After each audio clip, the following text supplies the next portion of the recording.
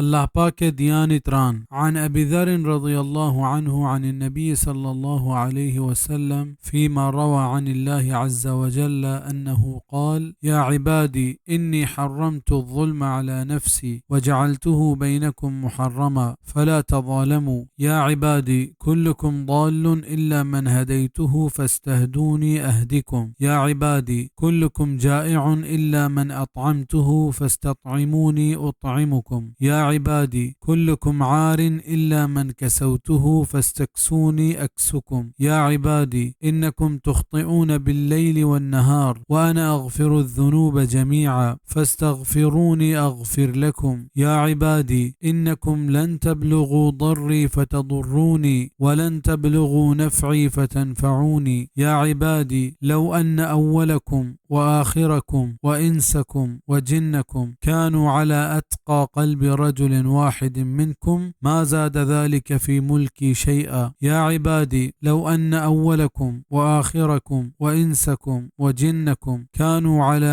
أفجر قلب رجل واحد ما نقص ذلك من ملكي شيئا. يا عبادي لو أن أولكم وآخركم وإنسكم وجنكم قاموا في صعيد واحد فسألوني فأعطيت كل إنسان مسألته ما نقص ذلك مما عندي إلا كما ينقص المخيط إذا أدخل البحر. يا عبادي إنما هي أعمالكم أحصيها لكم ثم أوفيكم إياها فمن وجد خيرا فليحمد الله ومن وجد غير ذلك فلا يلومن إلا نفسه. وجاء أبو ذر رضي الله عنه گوشید در نبی صلی الله علیه و سلم گوشتگ الله پاک گوشتگ او منی بنده ها من ظلم پوتا حرام کتگ و پس شما هم حرام کتگ شما ظلم مکنید. او منی بنده ها شما سجیں چ راہ گارت بس من راہ پیش دارا چمنا راستگا بلوٹت. او منی بنده ها شما سجیں شودی گت بس من شمارا سیر کنا چمنا سیری بلوٹت شمارا وارینا. او منی بنده ها شما سجیں بے پچت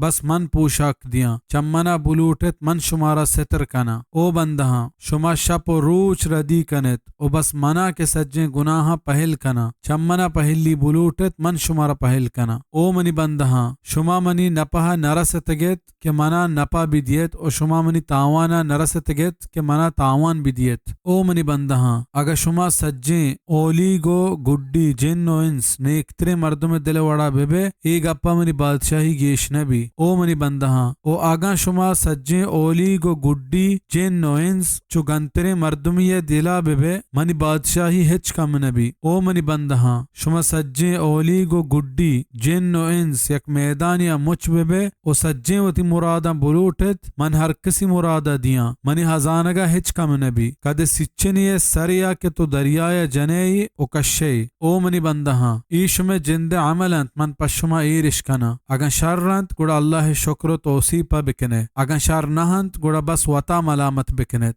رواہ مسلم.